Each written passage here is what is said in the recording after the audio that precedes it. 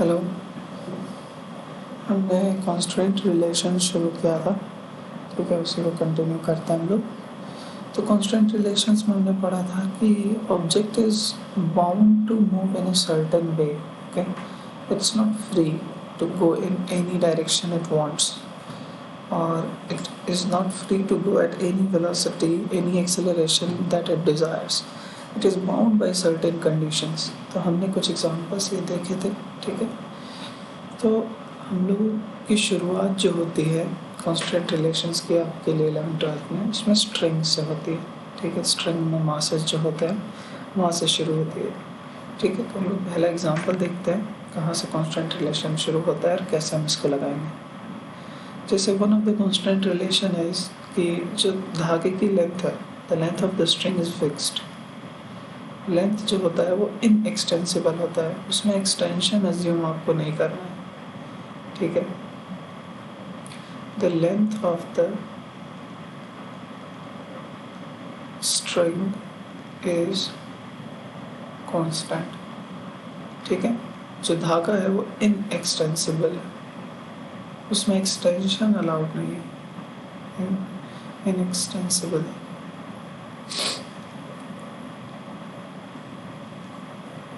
ठीक है। For example see this, ये सीलिंग है, यहाँ से एक पुली गुजर रही है, ठीक है। पुली पे एक धागा बंधा हुआ है, ऐसे रहेगा, और धागे के दोनों साइड मासेस लगे हुए, मास m1 और मास m2, ठीक है।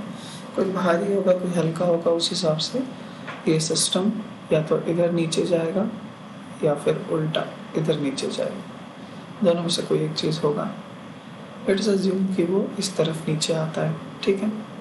तो ऐसे क्वेश्चंस में क्या करना होता है, we find a fix point, okay, find a fixed point to observe. सारी ऑब्जर्वेशंस करने के लिए हम क्या करते हैं, एक फिक्स्ड पॉइंट चुनते हैं, ठीक। तो यहाँ पे ऑब्वियसली सीलिंग है, फिक्स्ड पॉइंट, ठीक है। तो देखो ध्यान से अगर आप देखें तो ये कौन कौन से पॉइंट चुन सकते हैं, ये पॉइंट चुन सकते हैं, पहला फिक्स है वो, ये पॉइंट भी फिक्स है, पुली के जस्ट टॉप वाला सेकंड, और ये पुली का सेंटर ये भी फिक्स है। ये लोग मूव नहीं कर रहे हैं, ठीक है, कोई ट्रांसलेशन नहीं है इनमें। मूव करेगा तो कौन, m1 m2, और ये धागा, इस तरफ उसका लेंथ चेंज होगा और इस तरफ भी उसका लेंथ चेंज होगा। अब एक चीज़ और देखो आप, जब हम पुली बनाते हैं इसके ऊपर जो धागा होता है वो कैसे ओरिएंटेड होता है। धागा यहाँ से नीचे है, ठीक है, यहाँ से नीचे लटक रहा है और यहाँ से भी नीचे लटक रहा है। आप ध्यान दो, धागा का ऑलमोस्ट ये सेमी सर्कुलर पोर्शन जो है it's wound up on the pulley itself, ये पुली पर ही बंधा हुआ है यहाँ से यहाँ तक का। तो ये जो लेंथ है, लेंथ ऑफ धागा जो है, मान लीजिए पुली का रेडियस r है, तो ये लेंथ क्या हो जाएगा, 2πr/2 हाफ सेमी सर्कल, तो ये हो जाएगा πr। तो ये जो πr धागा है ये हमेशा रहता ही रहता है यहाँ पे, चाहे इधर कितना भी हो इधर कितना भी हो, आप चाहे कोई भी ओरिएंटेशन बना लो इसका, ठीक है।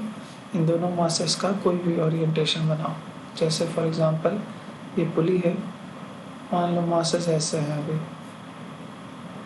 ये m2 है, ये m1 है,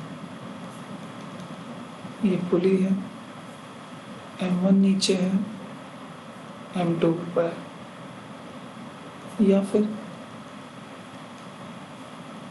m1 m2 अभी इस इंस्टेंट पे एक ही लेवल में। चाहे आप कौन सा भी केस लो इनमें से, आप देखो इतना तो धागा इस पे बंधा हुआ रहता ही है, ठीक है, ये कभी चेंज नहीं होता है। पुली के ऊपर इतना धागा तो बंधा हुआ रहेगा ही रहेगा, ठीक है। तो हम क्या करते हैं, इसी लेवल को अपना ऑब्जर्वेशन पॉइंट बना लेते हैं, क्योंकि इसके ऊपर जो धागे की लेंथ है वो चेंज नहीं होने वाली है, वो तो वही है। अगर हम ये लेवल ले लेते हैं तो क्या फ़ायदा होता है, इस लेवल से एक धागे का हिस्सा यहाँ पे है और एक धागे का हिस्सा यहाँ पे है, बस। The whole of the thread, the whole of the string is covered from this level. ठीक है, क्यों कवर कर रहे हैं वो देखते हैं। ठीक है, तो हमने क्या कंक्लूड किया कि ऊपर के पॉइंट्स को बेस लेने से कुछ खास फायदा नहीं है आपको। ठीक है, वही आंसर आएगा जो इस केस में आएगा।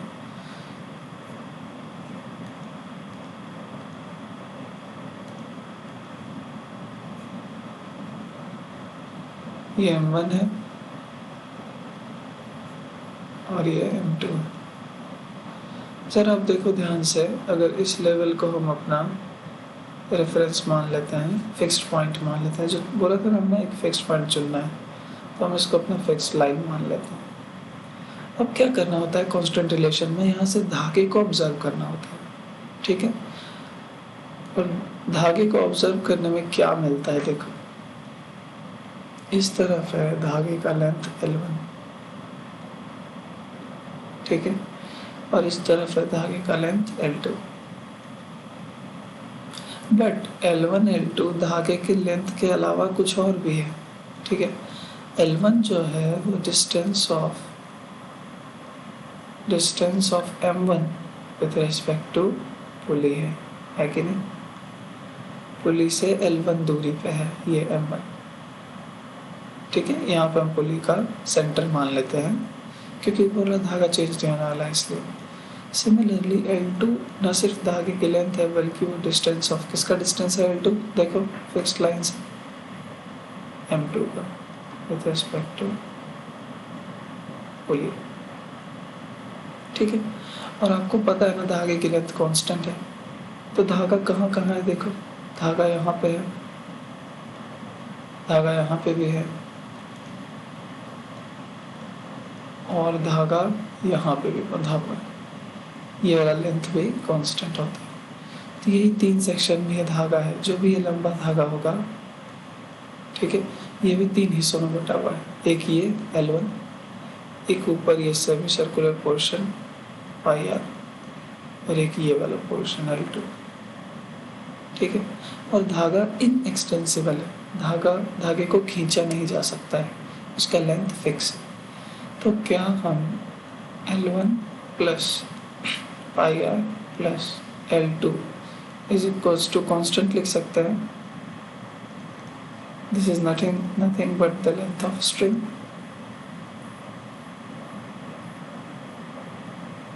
ठीक है, no what we do is हम इसको डिफरेंशिएट कर देते हैं विथ रिस्पेक्ट टू टाइम।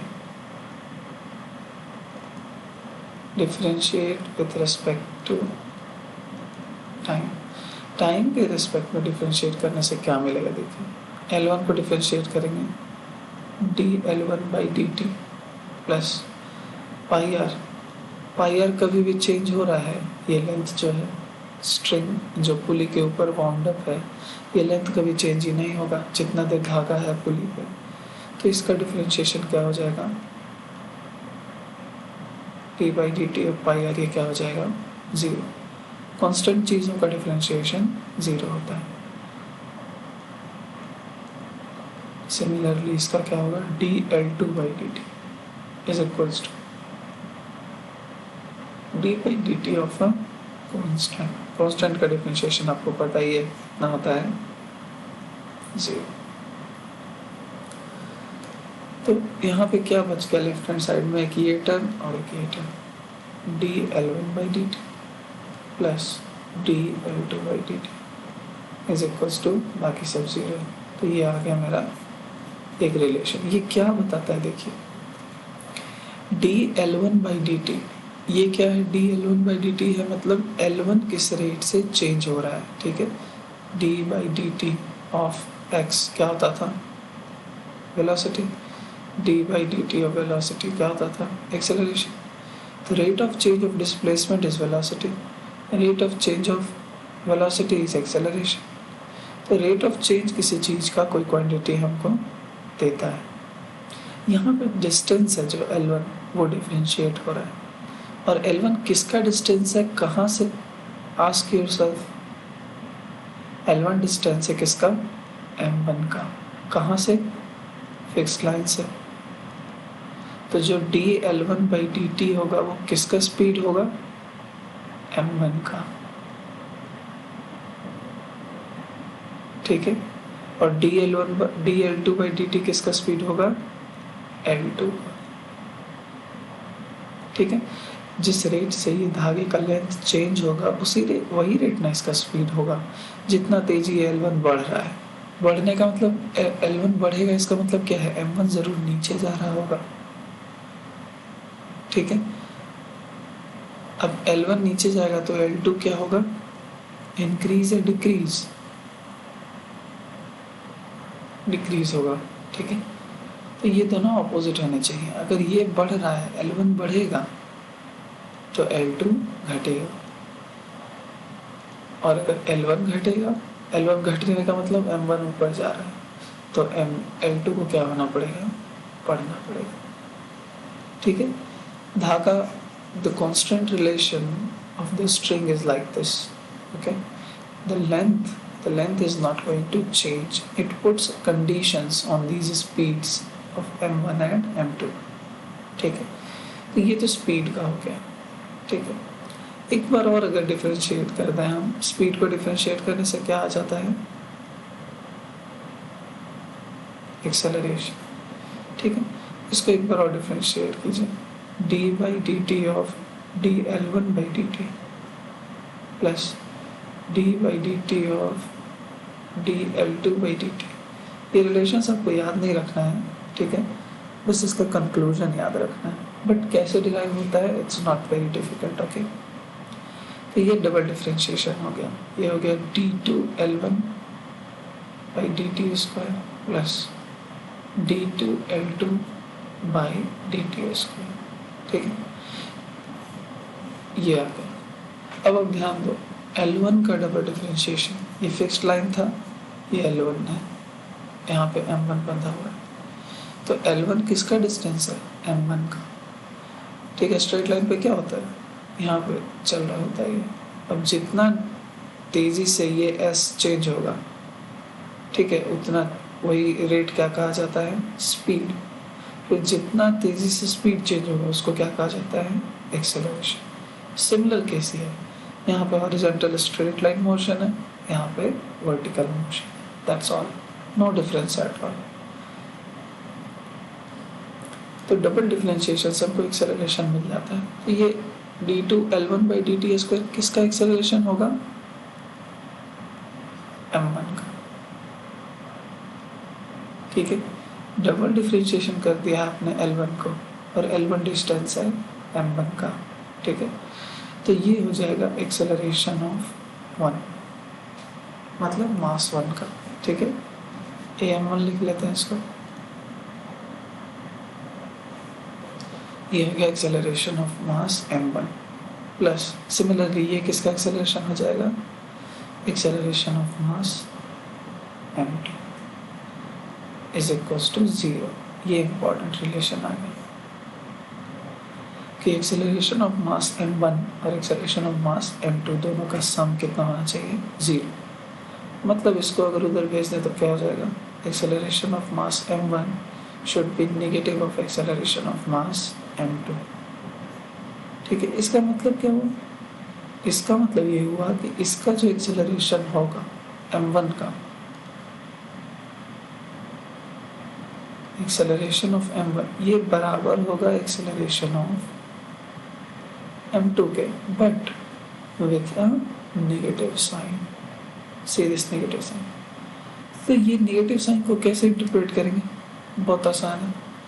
अब ध्यान दो, हमारे मासेस का कॉन्फ़िगरेशन ऐसा है कि ये पुली है, ये M1 बंधा हुआ है, ये M2 बंधा हुआ है, ठीक है। ये रेफरेंस लाइन था। तो अगर रेफरेंस लाइन से एक्सेलरेशन M1 का पॉजिटिव है, मतलब दूर जा रहा है, तो ऑब्वियसली M2 भी दूर नहीं जा सकता है। दोनों का एक्सेलरेशन पॉजिटिव डायरेक्शन में नहीं हो सकता। समझ में आ रही है बात? किसी एक को कॉम्प्रोमाइज़ करना पड़ेगा, धागे को इनएक्सटेंसिबल रखने के लिए। दोनों को नीचे खींचोगे तो धागा टूट नहीं जाएगा। So that is not the case here, okay? They are bound by this string. So if m1 goes down, m2 goes up.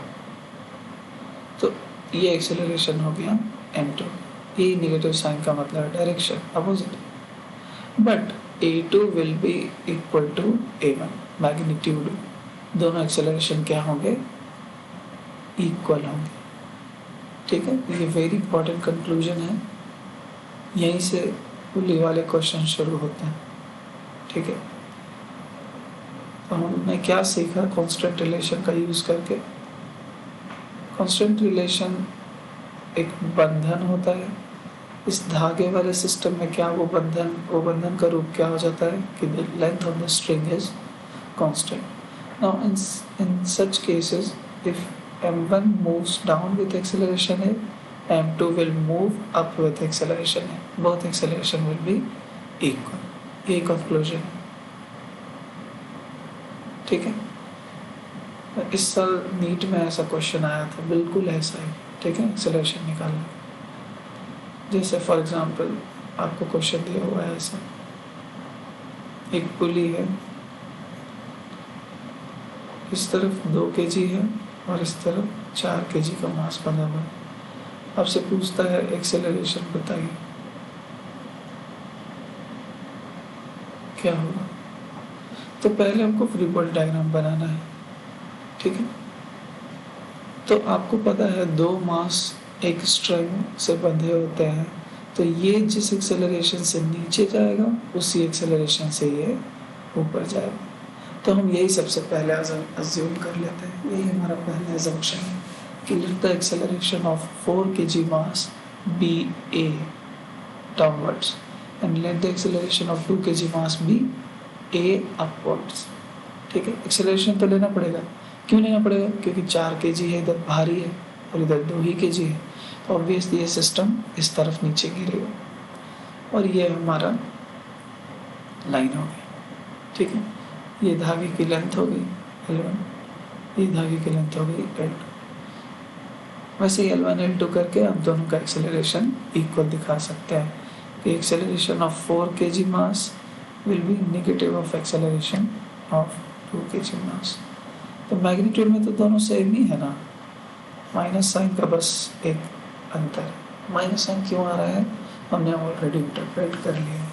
ठीक है, तो दूसरा पड़ाव क्या होता है इस क्वेश्चन का? फ्री बॉडी डायग्राम बनाना आराम से। ठीक है, अब आप देखो, ध्यान से सुनो, ये सिंगल थ्रेड है। ठीक है, सिंगल थ्रेड है, नो फ्रिक्शन इन्वॉल्व, कहीं पे कोई फ्रिक्शन नहीं है। फ्रिक्शन कहाँ पे हो सकता था? पुली और धागे के बीच। No friction. और जो पुली है उसका मास कंसिडर नहीं करना है, पुली को हमेशा मासलेस लिया जाता है। ठीक है, क्यों मासलेस लिया गया है? मास रहेगा तो क्या होगा? मास रहेगा तो ये जो एनर्जी है 4 की गिरने की, उससे थोड़ा थोड़ा ये पुली भी एक्सट्रैक्ट कर लेगा रोटेट होने के लिए। कोई मैसिव ऑब्जेक्ट होगा, कोई बड़ा ऑब्जेक्ट होगा, तो उसको रोटेट करने के लिए एनर्जी चाहिए होगा। बिना एनर्जी के किसी चीज़ को मूव कर सकते हैं आप, रोटेट भी नहीं कर सकते, तो वो एनर्जी आपकी सिस्टम की खा जाएगी, फिर एनर्जी कंजर्व नहीं रहेगी। तो हम इन दोनों का एक्सेलरेशन सही से नहीं निकाल पाएंगे। याद रखो, एक्सेलरेशन का सोर्स कोई ना कोई फोर्स होता है,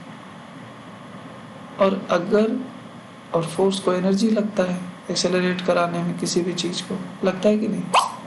एनर्जी तो ख़त्म हो गई। और अगर ये भी रोटेट करने लग गया, पुली भी कर रहा है और इसमें मास भी है, इसको रोटेट करने के लिए एनर्जी चाहिए होगा, फिर सारा इक्वेशन बिगड़ जाएगा। तो पुली को मासलेस रखा जाता है। ये इंपॉर्टेंट कंडीशंस हैं जो आपको ध्यान से समझना है, नहीं तो क्वेश्चन दूसरे तरीके से सॉल्व करना पड़ता है फिर। ठीक है, रोटेशन में हम लोग देखेंगे। तो इतना अज्यूम कर लेने से क्या होता है, याद रखो हमारा धागा 2 पार्ट में बटा हुआ है, this is the left side and this is the right side. But if these conditions are there, हम दोनों साइड एक ही टेंशन अज्यूम कर सकते हैं, ठीक है। अगर पुली में मास होता तो इसको T1 और T2 अज्यूम करना पड़ता, और T1 T2 how many variables are there, two new variables आपने ले लिए, T1 एंड T2। जबकि अगर पुली मासलेस है तो हम दोनों साइड T1 ही लेते हैं, ठीक है। तो T1 लेने से क्या फ़ायदा है, एक ही T लेने से क्या फ़ायदा है, नंबर ऑफ वेरिएबल्स क्या होगा, रिड्यूस हो जाएगा, हमारा काम भी आसान हो जाएगा। अननोन वेरिएबल्स कम से कम अज्यूम करना चाहिए। तो मासलेस पुली और नो फ्रिक्शन के केस में धागे के across the pulley on the both sides of pulley the tension remains same, ठीक है। अब हम आराम से फ्री बॉडी डायग्राम बना सकते हैं 4 kg और 2 kg मास का। सी 4 kg मास का देखो,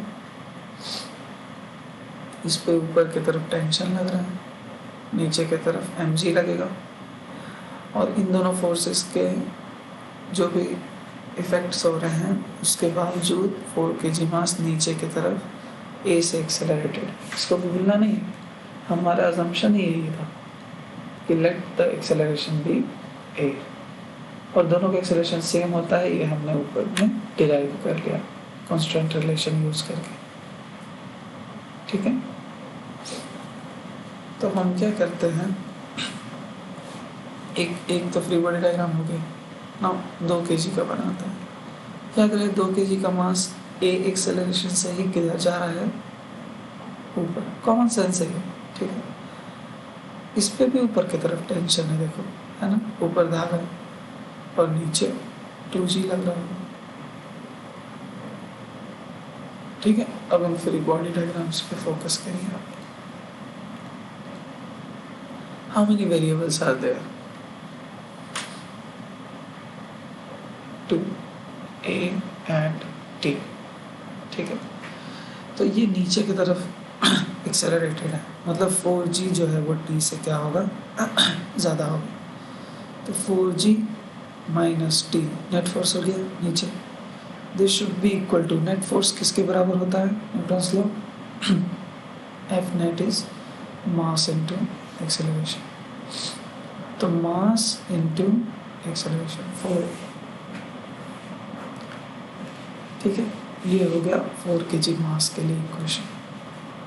अब ये 2 kg का देखो जरा, ऊपर टेंशन लग रहा है और नीचे 2g लग रहा है, फिर भी ऑब्जेक्ट ऊपर जा रहा है, तो कौन सा बड़ा फोर्स होगा, टेंशन या 2g, ऑब्वियसली टेंशन बड़ा होगा, तभी तो ऊपर खींच ले रहा है ये। तो इसके लिए क्या लिखेंगे, t minus 2g is equals to mass into acceleration 2 into a।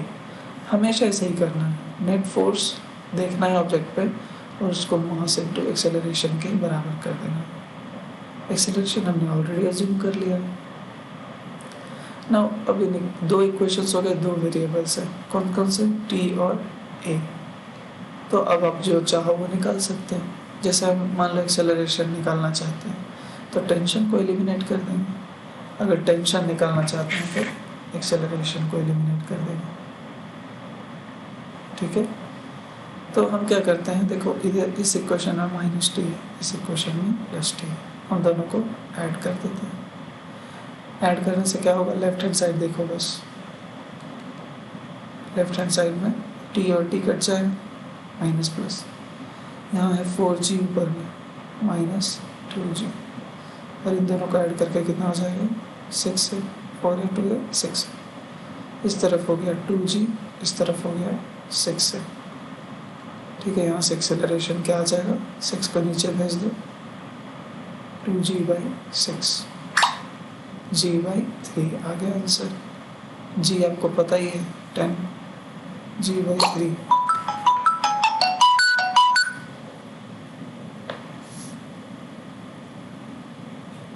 एक मिनट,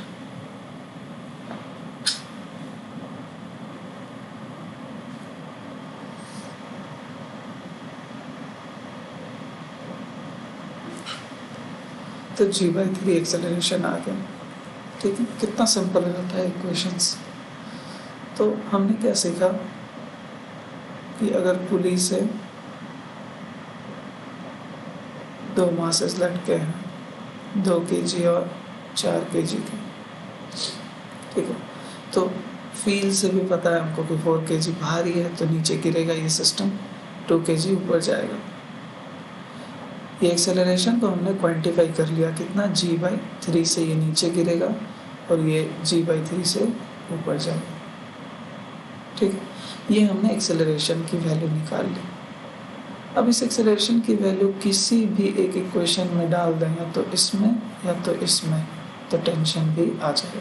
मतलब जब ऑब्जेक्ट ऐसे गिर रहा होगा तो धागे में क्या टेंशन होगा ये समझना है, ठीक है। तो पहला इक्वेशन उठाते हैं ये वाला, तो 4g - t equals to 4a, ये कितना है g/3,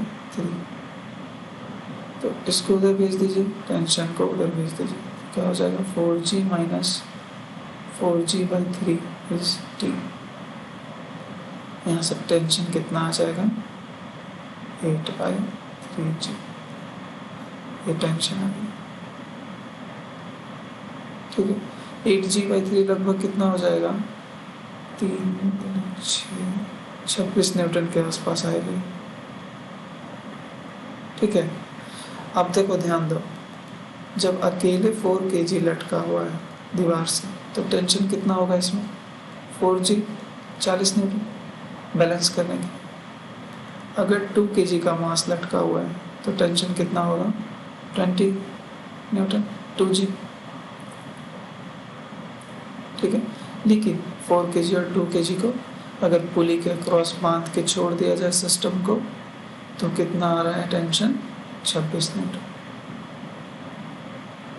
ठीक है। न 20 है न 40 है, दोनों के बीच बीच में, तो इतना टेंशन रहेगा थ्रू आउट द जर्नी जब सिस्टम नीचे की तरफ एक्सेलरेट कर रहा है, ठीक है। तो कांस्टेंट रिलेशंस का ये सबसे सिंपल एग्जांपल था, हम लोग और एग्जांपल्स करेंगे, ठीक है, सेकंड पार्ट में।